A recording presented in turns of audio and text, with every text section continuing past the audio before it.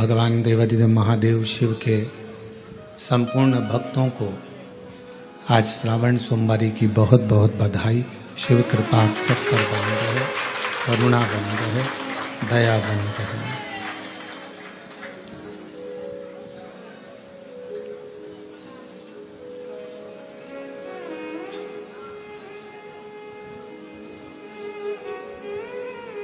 श्रावण का महीना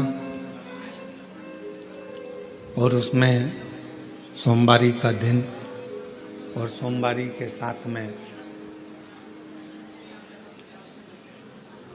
शिव महापुराण की कथा श्रवण करने का सौभाग्य भगवान शिव की कृपा से प्राप्त हुआ है।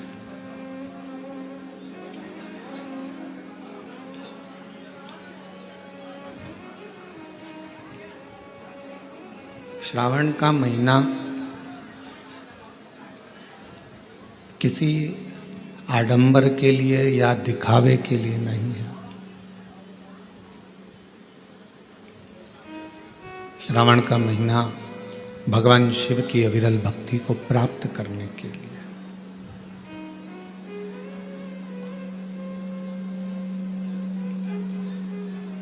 और श्रावण के महीने में शिव जी की अगर भक्ति कर रहे हो तो ये तुम्हारी इच्छा से नहीं। आवाज सेट नहीं है भैया, बिल्कुल भी गला पकड़ रहा है बहुत तेज। सावन के महीने में अगर भगवान शिव की भक्ति कर रहे हो, भगवान शंकर की अविरल भक्ति को धारण कर रहे हो, तो ये आपकी अपनी इच्छा से नहीं हुआ है। श्रावण महीने में अगर शिव भक्ति कर रहे हो, भगवान शंकर की अविरल भक्ति को धारण कर रहे हो, तो इसमें हमारी और आपकी इच्छा नहीं चलती, इसमें देवाधिदेव महादेव की स्वयं की इच्छा चलती है, तो कथा होती है। तो कथा श्रवण कर, ये चल रहा है तो कथा श्रवण कर पाते हैं।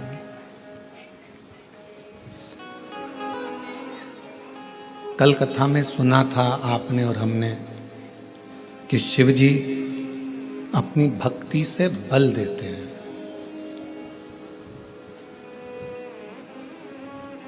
एक अलग से शक्ति, एक अलग से बल आपको और हमको प्राप्त होता है।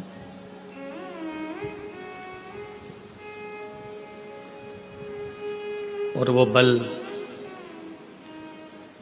संसार में प्रगति के लिए, कार्य सिद्धि के लिए और अपने कर्तव्य को निभाने के लिए प्राप्त होता है।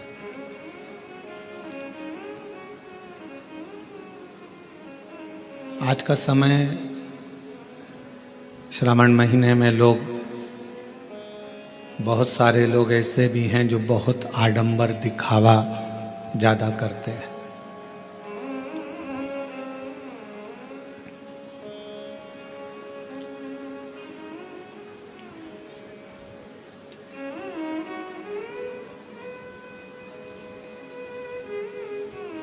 पर मेरे भगवान देवाधिदेव महादेव को ना तो आडंबर प्रिय है, ना उनको दिखावा प्रिय है।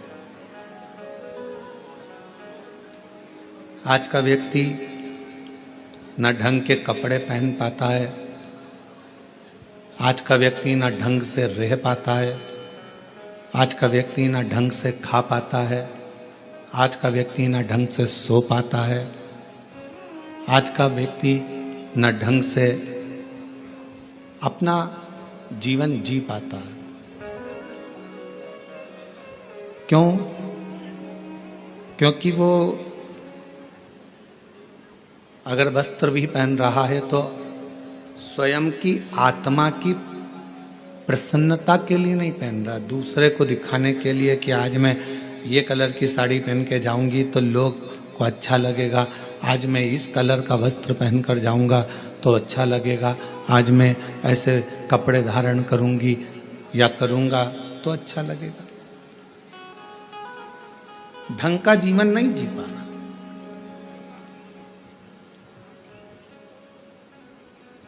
अगर देखा जाए तो इसको ढंग का जीवन नहीं कहेंगे, इसको ढोंग का जीवन कहेंगे। ढंग का जीवन वो है जो अपनी आत्मा को अच्छा लगे, अपने मन को अच्छा लगे और अपने आप को अच्छा लगे वो धारण करना, अपने आप को अच्छा लगे वैसा भोजन करना, अपने आप को श्रेष्ठ लगे वैसी जिंदगी जीना, इसको ढंग की जिंदगी जीना कहते हैं।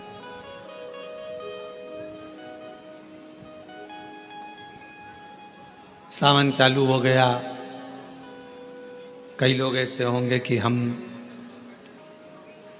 सावन के महीने में हमने ऐसा नियम लिया, हमने सावन के महीने में वैसा नियम लिया। शिव जी ने कभी आकर आपके सामने नहीं कहा कि सावन के महीने में तुम ये नियम लेना या ये नियम धारण करना। शिव जी एक बात जरूर कहते हैं कि जैसे ही श्रावण का महीना लगे इतना जरूर करना कि किसी का दिल मत दुखाना और बन सके तो मेरा भजन कर कर शिव की शरणागति में रहकर वृद्धजन, बुजुर्गजन, बड़ोजन का आदर करना सीख जाओ।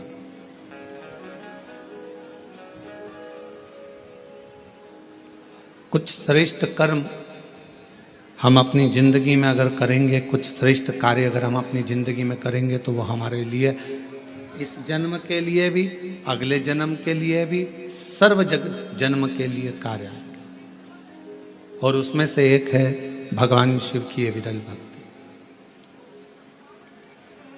उसमें से एक है भगवान का भजन। और मैंने तेरे ही भरोसे बाबा, तेरे ही भरोसे हवा बिच उड़ती जावांगी बाबा, डोर हत्थो छड़ी नाम कटी जावांगी। भोले मैं तेरी पतंग, शंभू मैं तेरी पतंग, हवा बिच उड़ती जावांगी बाबा, डोर छड़ी नाम कटी जावांगी। भोले मैं तेरी पतंग, शंभू मैं तेरी पतंग। शिव कथा कर रही है। हम अपने जीवन को कुछ श्रेष्ठता से, हम अपने जीवन को कुछ अच्छी तरह से जीने का प्रयास करें। मंदिर जाओ, शिवालय जाओ, शंकर जी की अविरल भक्ति को धारण करो, भजन करो, पर बिना दिखावे के। हमारी पूजन को कौन देख रहा है इससे मतलब नहीं होना चाहिए। हमारे भजन को कौन सुन रहा है। एक बार मीराबाई भगवान गिरधर गोपाल की अविरल भक्ति करने वाली मां मीराबाई भजन गा रही थी और वहीं से तानसेन निकल कर जा रहे थे। तानसेन ने मीराबाई का भजन सुना, तानसेन ने मीराबाई का भजन सुना और मीराबाई का भजन सुनकर तानसेन ने दीवार पर लिख दिया, कृपया राग में गाएं।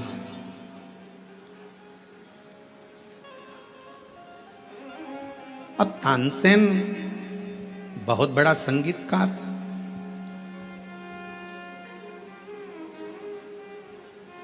जो राजा के महल में निरंतर गाया करता है और दुनिया उसको सुनती है। तानसेन ने दीवार पर लिख दिया, कृपया राग में गाएं। मीराबाई थोड़ी देर बाद वहां से जाने लगी और उसने पढ़ा कि ये लिखा किसने है।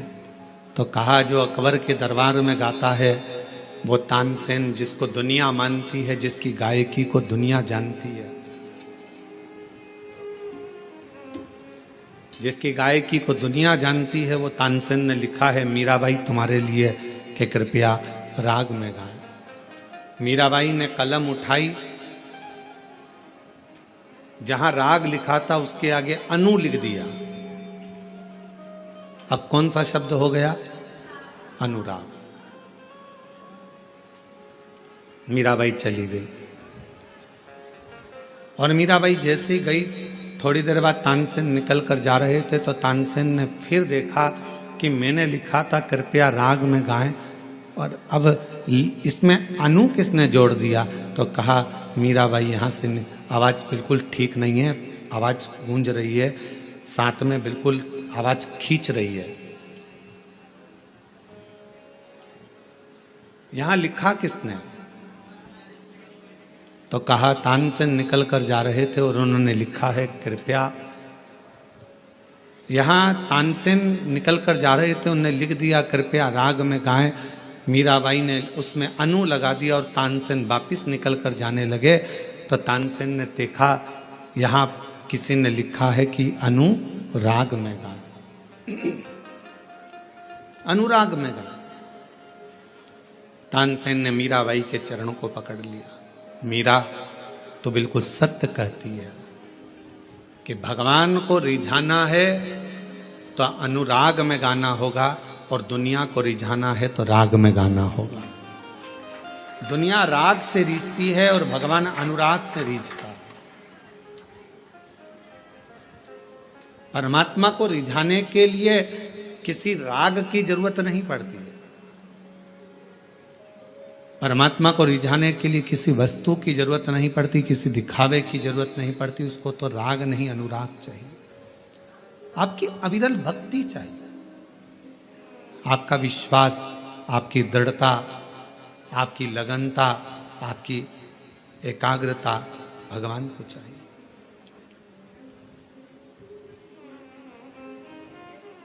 और जिसने भगवान को राग से नहीं अनुराग से निभाना,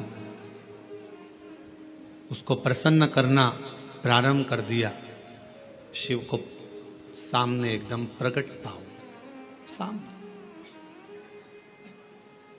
आज आप और हम सावन के महीने में जो बहुत बहुत एक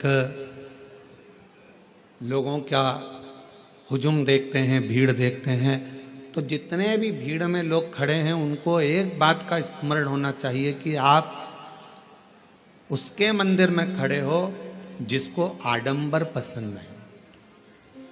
आप उसके शिवालय में खड़े हो जिसको दिखावा पसंद है। आप उसके सम्मुख में खड़े हो जिसको किसी वस्तु का मोह नहीं।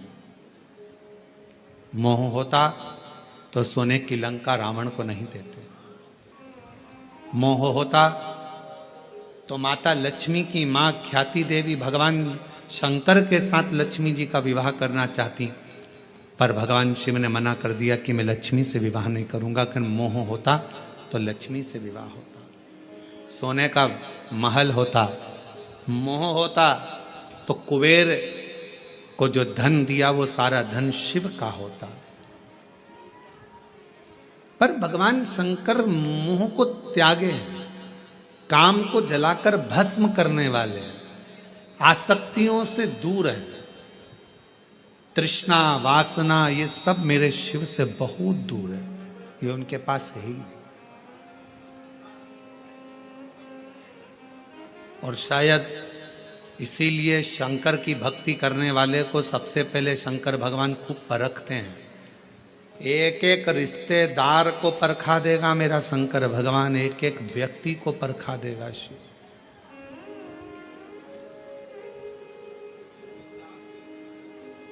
यदि आप शंकर जी की भक्ति कर रहे हो तो सारे रिश्तेदार को परखाएगा। अभी आप ये महाकाल भक्त मंडल कोरबा वालों से पूछना, इन्होंने सबके हाथ जोड़ लिए होंगे, भैया भैया भैया कुछ करो, भैया कुछ करो। बड़े बड़े कुर्सी पर बैठे हुए से लेकर छोटे से छोटे के भी जाकर कहा होगा भैया अब तो कुछ करो, कथा होना चाहिए, पंडाल लग गया है, कुछ करिए। पर शिव बहुत परीक्षा लेते हैं ना, काम कौन कर गए। वो दिखा देता है कि किसी के करने से कुछ नहीं होता, जो शिव चाहता है वही होता है, इसके सिवाय कुछ नहीं। जो शंकर चाहेगा, जो ओघड़दानी चाहेगा, जो मेरा शंभु, जो मेरा त्रिकालदर्शी, मेरा कैलाशी अविनाशी शिव चाहेगा वही होता।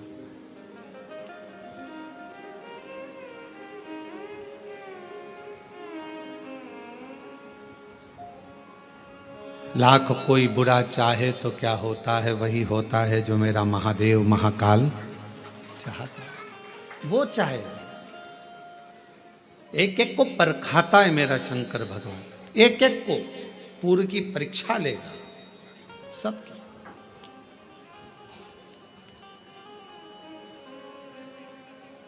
और वो देखेगा कि आप कितने मेरे अधीन हो, आपका समर्पण मेरे प्रति कितना है, आप कितने मेरे अधीन हो, कितना समर्पण है, कितना भजन करते हो, कितना स्मरण करते हो, कितना कीर्तन करते हो, कितना मंत्र जाप करते हो, वो देखेगा, वो चेक करेगा। और कितनी सुंदर बात कही हमने, पहले भी कथा में कही, आज फिर कोरबा के इस ऑनलाइन महापुराण कथा से सावन के महीने की सोमवारी पर फिर कहते हैं, अगर शंकर जी का मंदिर तुम जा रहे हो, शिव जी पे जल चढ़ाने के लिए जा रहे हो, तो निवेदन है बीच में तुम्हारी मौसी, काकी, मामा, फूफा, सहेली, रिश्तेदार का नातेदार, बेस्ट फ्रेंड किसी का भी घर पड़ जाए, शंकर के मंदिर जाते समय और शंकर के मंदिर से वापस घर आते समय किसी के दरवाजे पर मत रुको, सीधे अपने घर पर ही रुको। उसका कारण क्या है? आपको मालूम होगा कि ये सोमवार का दिन, सावन के महीने का सोमवार इतना प्रसिद्ध क्यों है? श्रावण के महीने के सोमवार का इतना महत्व क्यों होता है?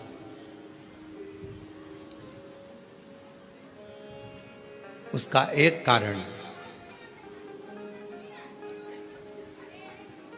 सावन के सोमवार का इतना महत्व क्यों है? सारे सोमवार होते हैं, सारे श्रावण सोमवार का दिन होता है, सारे सोमवार मान्य होते हैं, पर सावन के सोमवार की इतनी महत्वता क्यों है, किस लिए?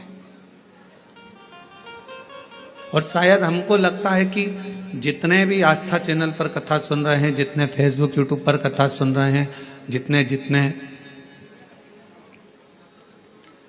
अपने अपने मोबाइल पर सोशल मीडिया में कथा सुन रहे हैं, हमारे को लगता है कि उनको भी नहीं मालूम होगा कि सावन के सोमवार की इतनी महत्वता क्यों है, किस लिए?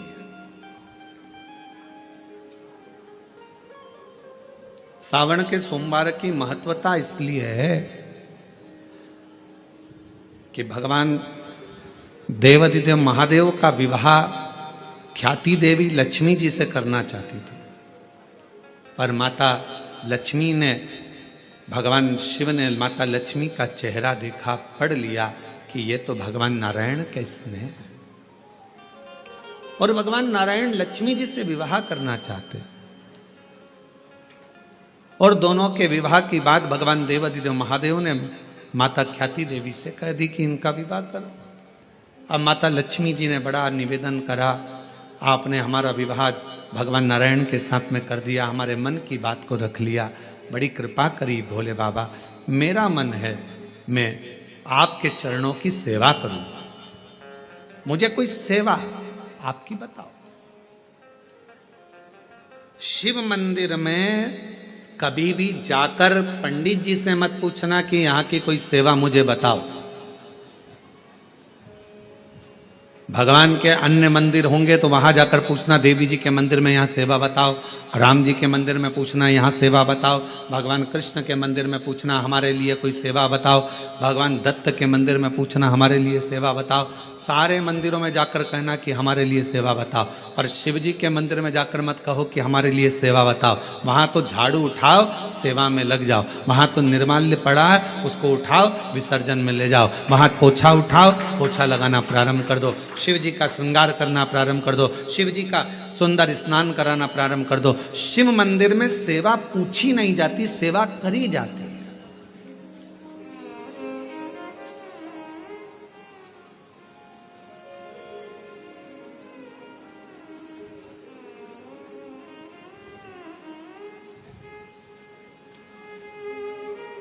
वह सेवा करना पड़ती है। एक राज सिंहासन पर बैठने पर, एक कुर्सी पर बैठने पर, एक पद पर बैठने पर आपका कर्तव्य है कि आप बीच राह में से निकल कर जा रहे हैं, राज्य में से निकल कर जा रहे हैं, कोई दुखी आपको दिख रहा है, कोई गलत कार्य हो रहा है, आप अच्छे सिंहासन पर बैठे हैं, पद पर बैठे हैं, कुर्सी पर बैठे हैं, प्रतिष्ठा में बैठे हैं, आपकी बात दुनिया मानती है, तो आप उस गलत चीज को, गलत काम को हटाकर कुछ अच्छा कर सकते हो। आपको करना है, आप सेवा के लिए तत्पर रहें।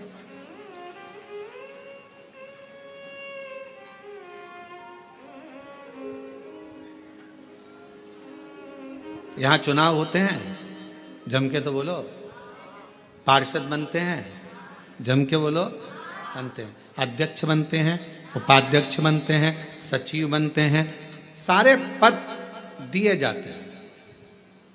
एक विधायक का भी पद दिया जाता है, सांसद का भी पद दिया जाता है, अध्यक्ष का भी पद दिया जाता है, पार्षद का भी पद दिया जाता है, सरपंच का भी पद दिया जाता है। और ये पद केवल एक जगह पर नहीं, पूरी दुनिया में दिए जाते हैं। क्यों दिए जाते? पार्षद जिस वार्ड का पार्षद होता है, जिस क्षेत्र का पार्षद होता है, उस क्षेत्र के पार्षद को, उस क्षेत्र के लोगों को बोलना ना पड़े कि पार्षद साहब हमारी ये नाली की प्रॉब्लम है, हमारी रोड की प्रॉब्लम है, हमारी ये प्रॉब्लम है। पार्षद उसी क्षेत्र का है, उसी कॉलोनी का है, उसी सोसाइटी का है। वो वहां घूमे और घूमने के बाद वो देखे कि मुझे सेवा का मौका कहाँ मिलेगा, मैं कहाँ सेवा करूं, मैं ये नाली बनवा दूं कि रोड बनवा दूं कि मुझे ये करना है। वहां कहना नहीं पड़े, शंकर के मंदिर में कहना ना पड़े कि तुम्हें ये करना। शिव मंदिर में जाकर कभी नहीं पूछना कि मुझे सेवा क्या करना। शिव मंदिर में तो जाकर सेवा का क्रम करो। अब लक्ष्मी जी पूछ रही हैं भोले बाबा से, आप मुझे बताओ, मैं आपकी सेवा में लगना चाहती हूं। शिव जी ने कहा कि मैं क्या सेवा बताऊं, आप जाओ भगवान नारायण की सेवा करो। पर लक्ष्मी जी ने सोचा कि देवाधिदेव महादेव मुझे सेवा नहीं बता रहे हैं।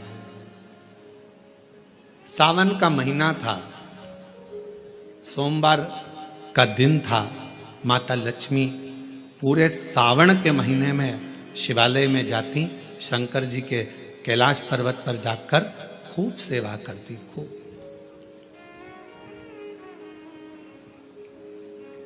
प्रथम सोमवारी निकल गई, द्वितीय सोमवारी निकल गई, तृतीय निकल गई, चतुर्थ आ गई। सोमवारियां निकलती चली गई। सावन का आखिरी सोमवार, देवाधिदेव महादेव प्रसन्न हो गए। लक्ष्मी को बुलाया, हे लक्ष्मी, पूरी दुनिया में केवल महासंबोधन मेरे नाम के आगे लगा है। लोग मुझे देवाधिदेव महादेव कहते हैं। सारी पुराणों को केवल पुराण कहा जाएगा, पर शंकर की पुराण को भी महासंबोधन से संबोधित किया जाएगा, शिव महापुराण। लक्ष्मी, मुझसे जो जुड़ा हुआ है, मेरे नाम के आगे महासंबोधन लगा हुआ है, लोग मुझे महादेव कहते। पर लक्ष्मी, तूने पूरे श्रावण के महीने में मेरी सेवा करी है, और आज सोमवारी के दिन तूने मेरी अविरल भक्ति को धारण करा है। बिना पूछे सेवा में, बिना दिखावे के तल्लीनता से सेवा करी है। मैं अपना महासंबोधन दुनिया में किसी को नहीं देता, आज तुझे दे रहा हूं। और लक्ष्मी केवल लक्ष्मी नहीं रही, उस दिन से लक्ष्मी मां लक्ष्मी। लक्ष्मी केवल लक्ष्मी नहीं रही, उस दिन लक्ष्मी महालक्ष्मी के संबोधन से प्रकट हुई। आज महासंबोधन लक्ष्मी जी को अगर किसी ने दिया तो भगवान देवाधिदेव महादेव ने दिया। और वह महासंबोधन कब मिला? सोमवार की, इस श्रावण के सोमवारी के दिन जो हम व्रत करते हैं, साधना करते हैं, उपास करते हैं, अर्चना करते हैं, पूरे वर्ष आप सोमवार का व्रत करते हैं कि नहीं करते वो पता नहीं, पर सावन के महीने में 4-5 जो भी सोमवार पड़ जाएं, अगर आपने व्रत कर लिया, व्रत को धारण कर लिया या शिवालय के जाकर भगवान शंकर की आराधना कर ली, तो पूरे वर्ष के सोमवार का फल सावन के महीने के 5 या 4 सोमवार में प्राप्त होगा।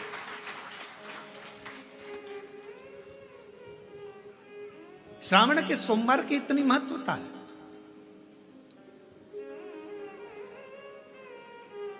कल एक बहन ने पत्र लिखा था कि सावन महीने की इतनी महत्वता क्या है। हमने शिव महापुराण के अंदर पढ़ा तो ऐसा सावन महीने का ज्यादा लेख शिव महापुराण के अंतर्गत नहीं मिला। श्रावण महीने की इतनी प्रबलता क्यों मानी गई? तो हमारा एक तो सोमवार का महत्व, सावन के सोमवार का महत्व क्या है, कोई आपसे पूछे तो आपको बताना चाहिए कि इस दिन लक्ष्मी को महालक्ष्मी कहा गया था।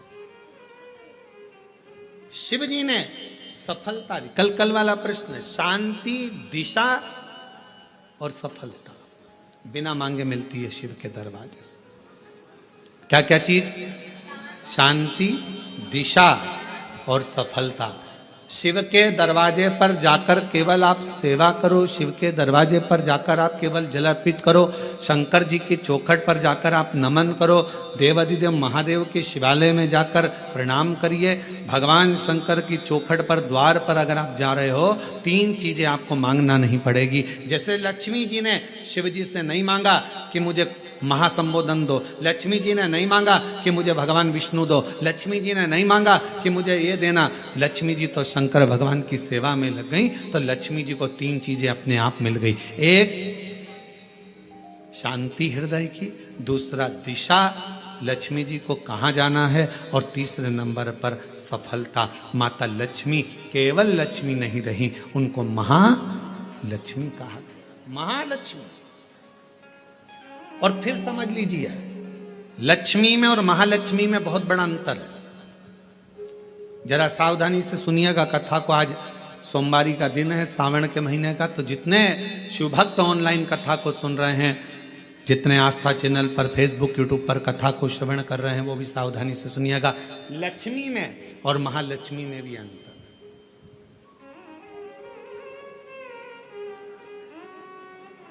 लक्ष्मी मां आती हैं तो तुरंत चली जाती है। लक्ष्मी आती हैं तो तुरंत चली जाती है।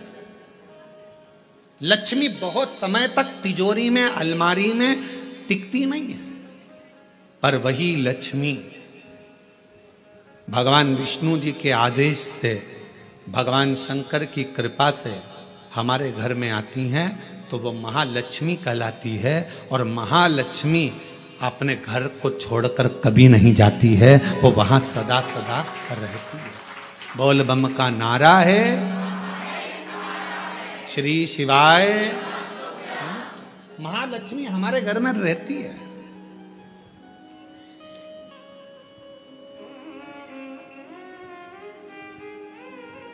शंकर जी के मंदिर में अगर आप 1 लोटा जल चढ़ाने जा रहे हो, बड़े दुखी हो, तकलीफ में हो, पैसा नहीं है, धन नहीं है, वैभव नहीं है, सोमवार के दिन आप जल चढ़ा रहे हो, तो माता लक्ष्मी को भगवान शंकर ने यह वचन दिया है, वर दिया है कि लक्ष्मी, अगर तू मुझे मेरे मंदिर में आई है तो मैं तुझसे बस केवल, तू कहती है सेवा, सेवा तो तुझसे मांगता हूं, जो मेरे मंदिर में जल चढ़ाने आए, लोटा भरकर जल चढ़ाकर, उसका जो लोटा है, उसका जो पात्र है, उसका जो कलश है, वो खाली हो जाएगा। उस समय वो खाली अपने भवन की ओर ना जाए, उसमें लक्ष्मी स्वयं बैठकर उसके दरवाजे तक जाए। शंकर मंदिर में कई लोग कहते हैं, गुरुजी अगर कोई खाली बर्तन सामने से आता है तो वो तो अपशगुन होता है। खाली पात्र अगर देखते हैं जाते समय तो अपशगुन होता है। पर शिव महापुराण की कथा कहती है, कोई महिला, कोई बच्चा, कोई स्त्री, कोई पुरुष, कोई घर का बेटा, बहू, बेटी, कोई आदिक वृद्ध जन भी अगर मंदिर में शंकर जी के जल चढ़ाकर लोटा लेकर आ रहा है, तो वो लोटा, वो पात्र कभी खाली नहीं माना जाता, उसमें महालक्ष्मी का वासा माना जाता है, उसमें लक्ष्मी का प्रवेश माना जाता है। वो महालक्ष्मी से परिपूर्ण है। क्यों तो आप लोगों को बार बार कहते हैं कि वहां से आओ तो थोड़ा सा पानी लेकर आना, अपने घर में छिटना, क्योंकि इसमें महालक्ष्मी विराजमान हो जाती है। महालक्ष्मी आपके इधर ऐसा होता है कि नहीं होता हमको नहीं मालूम, पर हमारे उधर का एक नियम है कि प्राचीन नियम है पूर्वजों के हिसाब से कि जब हमारे यहाँ गणेश जी का विसर्जन करने जाते हैं, देवी जी का विसर्जन करने जाते हैं, नवरात्रे के बाद में जवारे का विसर्जन करने जाते हैं, तो विसर्जन करने के बाद नदी में से, तालाब में से, कुएं में से थोड़ा सा जल लेकर आते हैं। अब इधर है कि नहीं वो हमको नहीं मालूम, छत्तीसगढ़ का हमको नहीं मालूम, पर हमारे उधर का हमको लाते हैं ना, तो वो जल लेकर आते हैं अपने घर पे, अपने द्वार पर, अपने दरवाजे पर, अपने बगीचे में, सब दूर जल को थोड़ा थोड़ा छीट देते हैं। क्यों, किस लिए, काय के लिए? तो हमारे शास्त्र वर्णन करते हैं कि जब हम किसी देवता को विसर्जन कर कर आते हैं तो उनके कृपा का जल, उनकी करुणा का जल, उनकी वात्सल्यता का जल, उनके स्नेह का जल हम भर कर लाते हैं और अपने द्वार पर, अपने घर पर छींटते हैं। उनकी करुणा का जल। कहीं बैठे हो तो आ सकते हैं। शिव की आराधना करना, शिव की उपासना करना, शिव की भक्ति करना कोई साधारण नहीं है। और मैंने तेरे ही भरोसे बाबा, तेरे ही भरोसे हवा बिच उड़ती जावांगी, बाबा डोर हत्तो छड़ीना में कटी जावांगी, भोले मैं तेरी भक्त, शंभो मैं तेरी भक्त, हवा बिच उड़ती जावांगी, बाबा डोर हत्तो छड़ीना कटी जावांगी, भोले मैं तेरी भक्त, शंभो मैं तेरी भक्त। शिव के प्रति एक आश्रितता हो आप।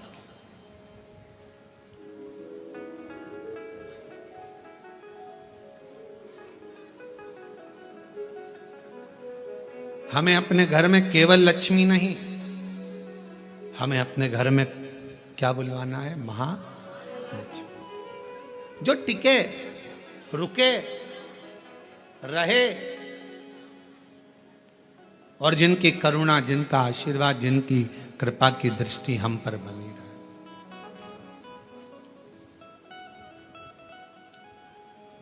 जिनकी करुणा की दृष्टि हम पर बनी रहे, जिनकी दया की दृष्टि हम पर बनी रहे। लोग कहते हैं सोमवार, सावन का सोमवार, हमने शिव पुराण में पढ़ा, सावन के सोमवार का हमें इतना मिला नहीं, हमें इतना प्राप्त नहीं हुआ, हमें इतना देखने को नहीं मिला, हमें इतना सुनने को नहीं मिला, हमें इतना देखने को, श्रवण करने को नहीं मिला। निवेदन है। अब कोई पूछे कि श्रावण का इतना महत्व क्यों है? बैसाख का महीना भी आता है, ज्येष्ठ का महीना भी आता है, आषाढ़ भी आता है, भादो भी आता है, कार्तिक भी आता है, सारे महीने आते हैं, माघ भी आता है, फागुन भी आता है, ज्येष्ठा भी आता है, सारे महीने आते हैं। पर उसमें सबसे ज्यादा श्रेष्ठ शंकर भगवान के लिए अगर सबसे ज्यादा प्रबल माना जाता है तो श्रावण का महीना माना जाता है। आखिर श्रावण के महीने में ऐसा हुआ क्या था? श्रावण के महीने में इतना जरूर हुआ कि मंथन हुआ, मंथन में जो विष निकला भगवान शंकर ने पिया और देवताओं ने जल अभिषेक करा, तो ये तो है। पर श्रावण के महीने की महत्वता, एक महीने की महत्वता इतनी कैसे? कहा शिव महापुराण में वर्णन आता है, सृष्टि की रचना प्रारंभ हुई।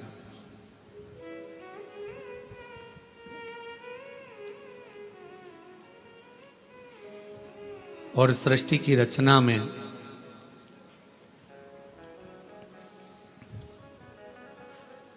जब सृष्टि की रचना हो रही थी, सृष्टि की रचना में दक्ष प्रजापति के साथ में माता प्रसूति का विवाह हुआ।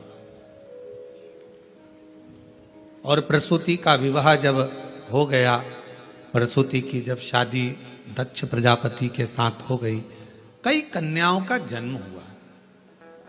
कई कन्या,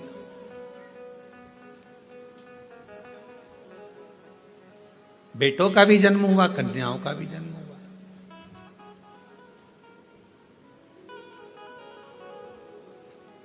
और आखिरी में, सबसे आखिरी में दक्ष प्रजापति ने मां जगत जननी दुर्गा जी की आराधना करी और उनके घर में एक बेटी का और जन्म हुआ जिसका नाम था सती।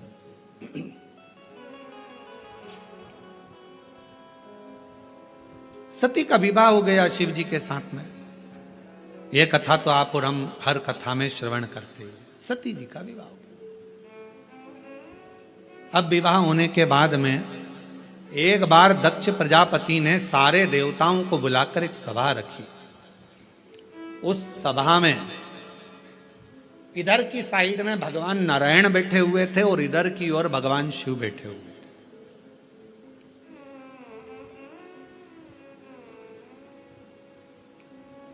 भगवान नारायण भगवान शंकर को देख रहे थे और शंकर भगवान नारायण को देख रहे थे। अब दुनिया वालों को कौन समझाए कि भगवान नारायण अगर सबसे ज्यादा प्रेम, सबसे ज्यादा अगर विश्वास और सबसे ज्यादा दृढ़ता और सबसे ज्यादा मेरे नारायण के दिल में अगर कोई बसे हुए हैं तो वो भगवान शंकर बसे हुए हैं, भगवान शिव बसे। और शिव जी से शंकर भगवान के हृदय में अगर कोई बसा हुआ है, शिव जी के हृदय में, शंकर भगवान के दिल में, शंकर भगवान के हृदय में, शंकर भगवान की चित्तवृत्ति में अगर कोई बसा हुआ है तो वह भगवान नारायण बसे। नारायण शिव के बिना नहीं और शिव नारायण के बिना।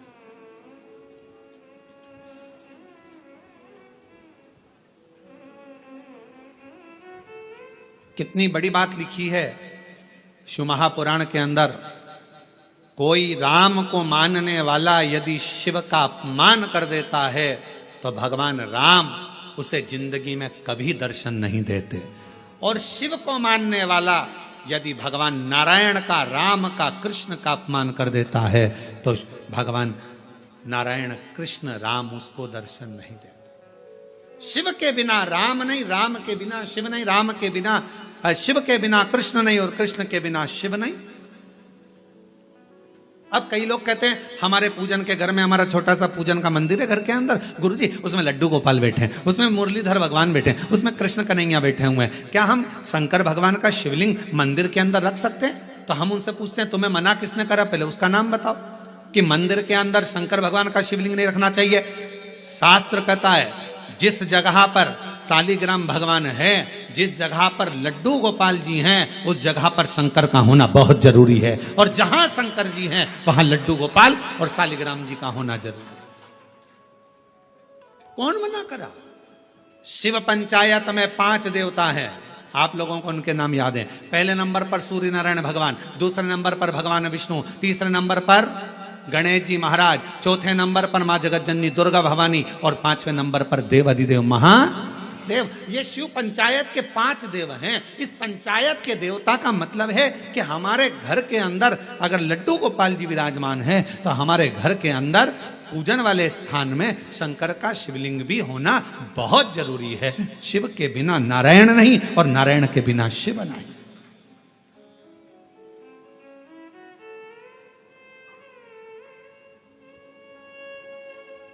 अभी श्रावण के महीने में हम रोज पाठ करते हैं। सुबह का समय पाठ करते हैं, फिर शाम के समय भी थोड़ा थोड़ा पाठ का जो सुबह पढ़ते हैं। तो आशीष जी बोले कि गुरुजी आप जो पाठ करते हैं उसमें से थोड़ा थोड़ा सा व्याख्यान सब जनमानस को मिले। तो अभी 2-4 बार से आप लोगों के पास आ भी रहा होगा पढ़ते हुए पाठ कि हम जो पढ़े वो आपके सामने हम उसको उंगली फेर कर बता देते हैं कि हमने शिव पुराण के इस पृष्ठ से ये बात को लेकर बोला गया, उसका स्मरण। और जो लोगों को वो नहीं मिलता हो तो हमारी सोशल मीडिया पर आकर जो हम पाठ करते हैं उस पाठ की उंगलियां चलते हुए पूरा पाठ करते हुए बताते हैं कि श्री शिवाय नमस्तुभ्यम का जल चढ़ाने का, जल पीने का, प्रसाद पाने का, शंकर जी का कौन सा शिवलिंग कब पूजना चाहिए, कौन से शिवलिंग का क्या अनुष्ठान हो सकता है, शंकर जी को क्या चढ़ाना चाहिए, वो सब उस पाठ में बता देते। और पूरे सावन के महीने में आपको मिलेगा। प्रयास करेंगे कि पूरे सावन के महीने में आपको वो पाठ का छोटा छोटा अंश आपके पास तक पहुंचे। और यदि आपके पास पहुंचता है तो आप भी दूसरे तक पहुंचाने का प्रयास। कम से कम सावन के महीने में लोग उस महापुराण के अंश को पढ़ेंगे तो सही साथ स्मरण। शिव तत्व कह रहा है, भगवान शंकर का चरित्र कह रहा है कि नारायण के बिना भगवान शिव खाली हैं और शिव नारायण के बिना और नारायण शिव के बिना खाली, दोनों। बस इतना याद रखो, घर के अंदर जो शिवलिंग रहता है वो ज्यादा बड़ा नहीं होना चाहिए। अपनी हथेली पर अपने हाथ को रखो, अंगूठे को ऊंचा करो। इससे बड़ा शिवलिंग घर के अंदर, इससे बड़ा शिवलिंग नहीं होना चाहिए। इससे छोटा होगा चलेगा, इसके बराबर का होगा चलेगा, इससे कम होगा चलेगा, छोटे से छोटा होगा चलेगा, पर इससे बड़ा शिवलिंग घर के अंदर नहीं। फिर घर का आंगन हो, घर के बाहर हो, तुलसी का क्यारा हो या अन्य जगह पर कहीं तुम वृक्ष के नीचे, क्यारी के नीचे उसको रख सकते हो, उसकी पूजन कर सकते हो, उसमें क्या दिक्कत।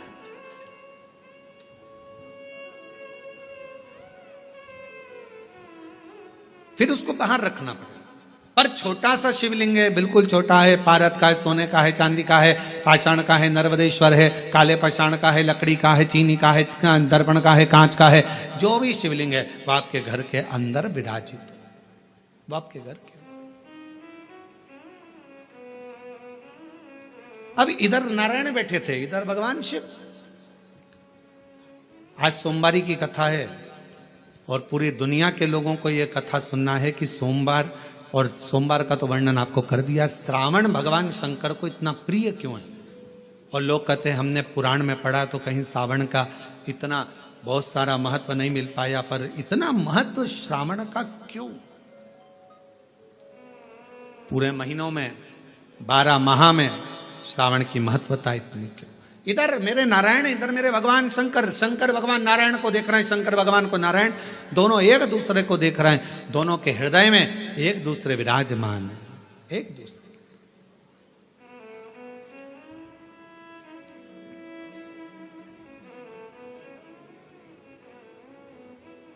समय आया, दोनों सुध में थे, दोनों सुध। जब निगाहें मिलती है, पास में कौन देख रहा है, क्या कर रहा है, सूझ नहीं पड़ता। हमने देखा है कई कथा सुनने वालों को, उनका जब ध्यान लगता है भगवान में, तो पड़ोसन क्या कर रही है, क्या बोल रही है, कौन जा रहा, कौन आ रहा, उसे कोई सुध नहीं पड़ता। उसका तो दिल शिव में है, उसका मन भगवान। और ये हमने पहले की बात है, बहुत पहले की, लगभग हो गए होंगे 30-32 साल के लगभग में, जब हम एक बार छिपरा में कथा करने के लिए गए थे। तो छिपरा में मध्य प्रदेश के पास में मांगलिया, इंदौर के पास में छिपरा है, वहाँ हम जब कथा करने गए तो हम ठहरे थे वहाँ पर मालू जी के यहाँ पर, तो वहाँ ठहरे थे और कथा चल रही थी मंडी में, मंडी भवन में। 3 शेड था, उसके नीचे कथा चल रही थी और कथा के आयोजक थे राठी परिवार। वहाँ राठी जी, मोहन जी वगैरह वहाँ है छिपरा में, तो वो उसके आयोजक थे।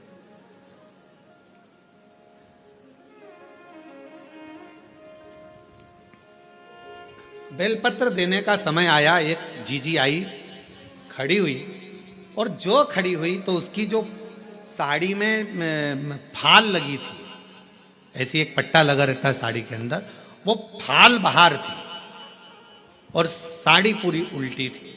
अब हमारे उसके चरण की साइड हमारा देखना हुआ तो देखने में उसके सिर पर भी जो वो फाल थी, वो सिर के ऊपर ऐसा फाल का पट्टा था। अब हमने कहा जीजी, ओ जीजी, तो जीजी बोली हाँ गुरुजी। हमने कहा आज तो तुमने साड़ी को उल्टा पहन लिया।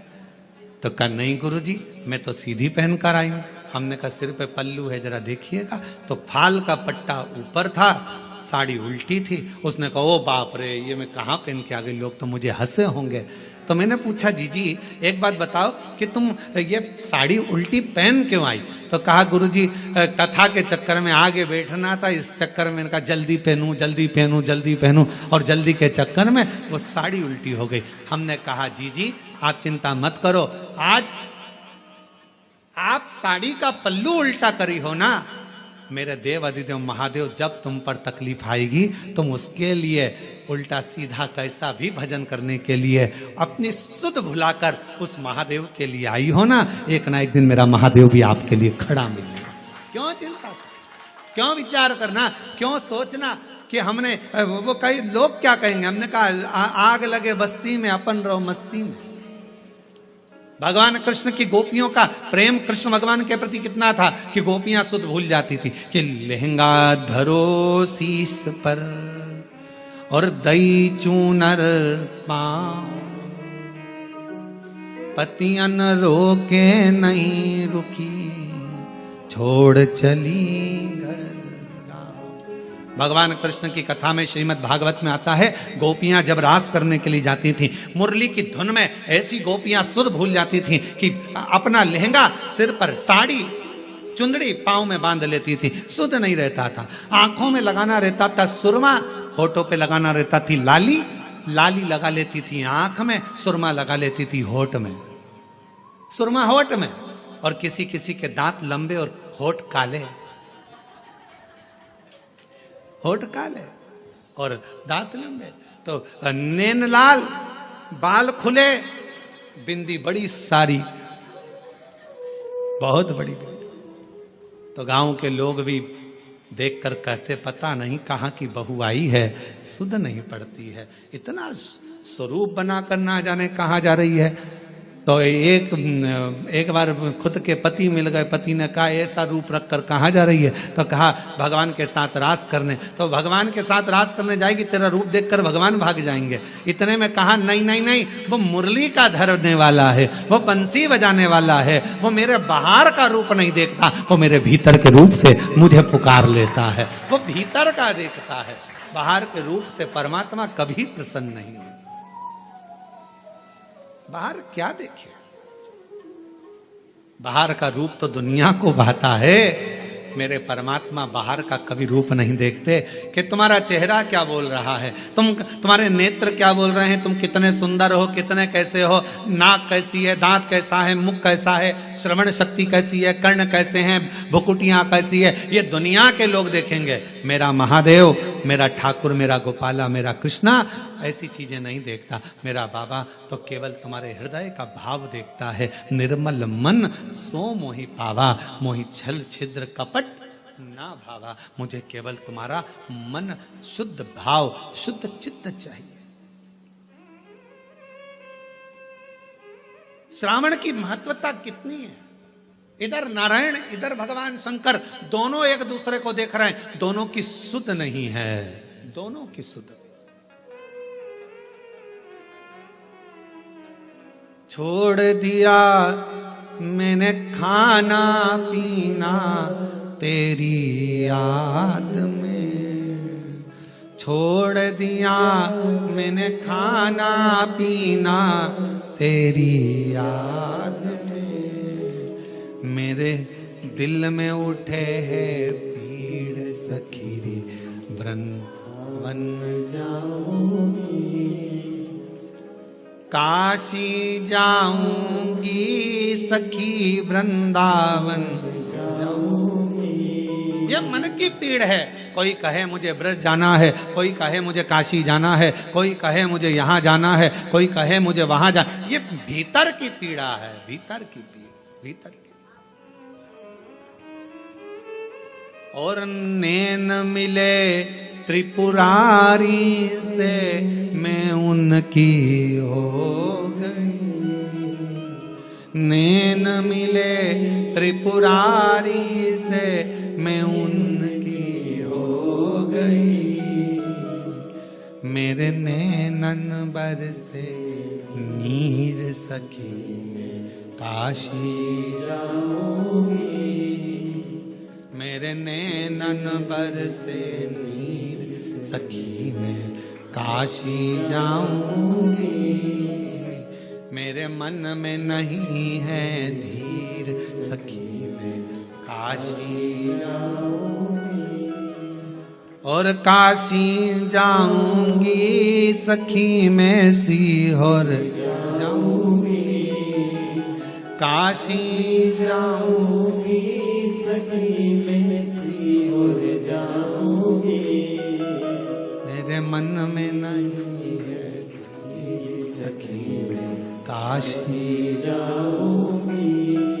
इधर से भगवान नारायण, इधर से भगवान शिव एक दूसरे को देख रहे हैं, एक दूसरे को निहार रहे हैं। दोनों की शुद्धता चली गई है। इतनी देर में दक्ष प्रजापति का आगमन हो रहा। दक्ष प्रजापति आ रहे हैं और दक्ष प्रजापति का आगमन।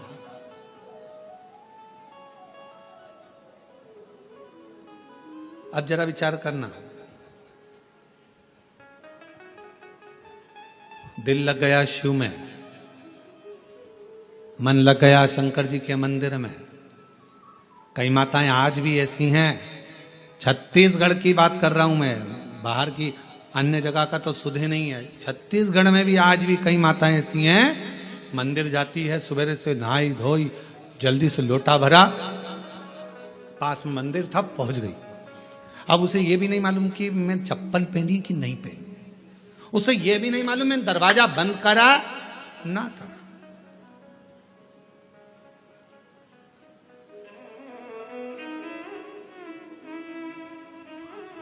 उसे सुध नहीं है इतना कि मैंने द्वार बंद करा कि ना करा, मैंने कुछ बंद करा, वो तो बस लोटा भरा पानी का, लाइट सब चालू कर दी, रसोई घर की पूरी लाइटें चालू कर कर, और फिर घर की बहुएं सुबह से, मम्मी तुम मंदिर जाती हो, पूरी लाइट चालू कर दी, पूरा घर का दरवाजा खुला छोड़ दिया, कोई घुस जाए तो, और तुमने पूरा खोल कर चल। आज भी कई माताएं छत्तीसगढ़ में, मध्य प्रदेश में, राजस्थान, गुजरात, पंजाब, हरियाणा, दिल्ली, कहाँ कहाँ का, उत्तर प्रदेश, ना जाने कहाँ कहाँ जितने शिव भक्त हैं, आज भी तुम्हारे साथ में ये हो जाता है कि तुम्हें शुद्ध नहीं रहती। चली लोटा भरा, पहुंच गई मंदिर में, और मंदिर में जाने के बाद ये भी नहीं देखती कि टाइम कितना हो रहा, समय,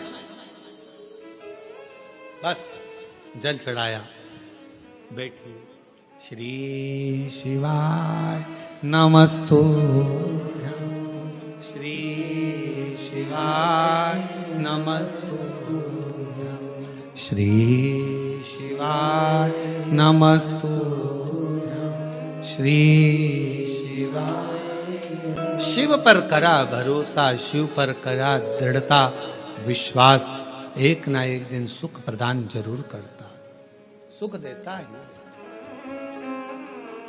आपका विश्वास क्या क्या है, दृढ़ता क्या क्या, सुध बांध कर रखो, सुध।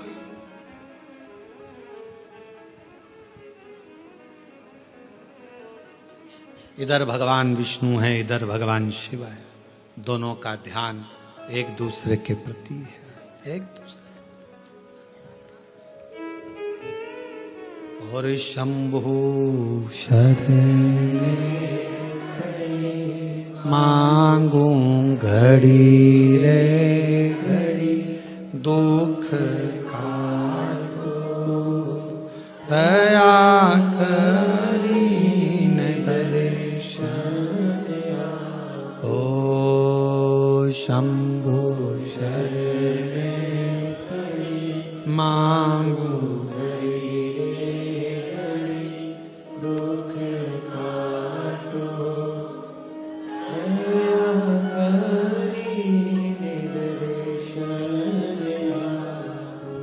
आपको केवल शिव की भक्ति पर ध्यान देना है, शंकर पर जैसे भगवान नारायण भगवान शिव पर, भगवान शिव भगवान नारायण पर ध्यान देना। एक बार भगवान के पास में 3 लोग गए, एक उद्योगपति, एक व्यापारी और एक चोर। तीनों भगवान के पास में गए, भगवान से कहा प्रभु हम तुम्हारी तपस्या कर रहे हैं, हमें वर दीजिए। भगवान प्रसन्न हो गए। शंकर जी ने पूछा मांग तुझे क्या चाहिए। सबसे पहले उद्योगपति तू आ। उद्योगपति से पूछा तुझे क्या चाहिए, बोल।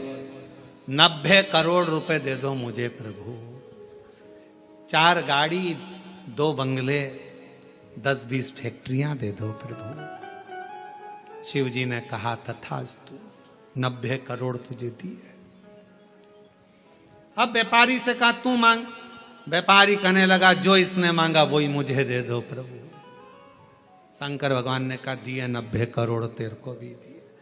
अब तीसरे नंबर पर चोर आया, तू मांग। चोर कहने लगा इन दोनों का एड्रेस दे दो प्रभु, इन दोनों।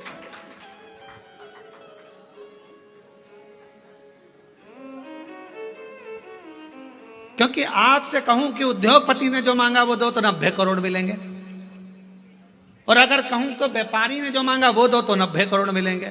इसलिए कृपा करो दोनों का एड्रेस दे दो। चोर बोला दोनों का एड्रेस मुझे। बस यही प्रसंग को ध्यान में रखना कि हमें 90 करोड़ नहीं, हमें शंकर के दरवाजे का एड्रेस मिल जाए, शिव की चौखट मिल जाए, शंकर का द्वार मिल जाए, और उसके द्वार से बढ़कर क्या चाहिए। प्रभु तेरा साथ न छूटे रे भोले, तेरा साथ न छूटे रे, और छूट जाए संसार भोले, तेरा हाथ न छूटे। प्रभु तेरा सब बोलो सब, प्रभु तेरा साथ न छूटे, ओ भोले तेरा साथ न छूटे, छूट जाए प्रभु तेरा हाथ न छूटे। संगी छूटे साथी छूटे सब कोई छूटे रे, संगी छूटे साथी छूटे सब कोई छूटे, और छूट जाए परिवार प्रभु तेरा साथ ना छूटे। बस तू ना छूटे, ये सब छूटने वाले नाते रिश्ते कुटुंब कबीले एक ना एक दिन सारे के सारे छूट जाएंगे, पर तू ना छूटे। ये बड़ी कृपा तेरी बनाए रखना, तेरी करुणा बनाए रखना, तेरी दया बनाए रखना। तू साथ होगा तो फिर कोई चिंता नहीं। रिश्ते तुम्हारे पास में जैसे जैसे वैभव बढ़ेगा, धन बढ़ेगा, संपदा बढ़ेगी, फैक्ट्रियां बढ़ेगी, काम बढ़ेगा, लोग तुम्हें पूछना चालू करेंगे, तब लोग तुमसे ईर्ष्या करने वाले भी बढ़ेंगे। कोई दूसरे नहीं, अपने ही बढ़ेंगे। खूब कहेंगे ये चली अकड़ के देखो तो कितनी अकड़ में रहती है, भले बेचारी जैसी रहती थी वैसी रह रही है, फिर भी लोग कहेंगे अकड़ में रहती है। 2-4 फैक्ट्री खुल गई तुम्हारी, 1-2 राइस मिल खुल गई, ये खुल गया वो खुल गया, 2-4 बंगले बन गए, तो लोग कहेंगे बताओ पहले तो कैसे कैसे मिलते थे, आजकल तो मिलते ही नहीं। अरे भाई जब इतनी फैक्ट्रियां, कामकाज बढ़ा है तो काम बढ़ा है तो समय कहाँ मिलेगा। पहले की बात दूसरी थी, फ्री थे तो मिल लेते थे, उसमें क्या दिक्कत।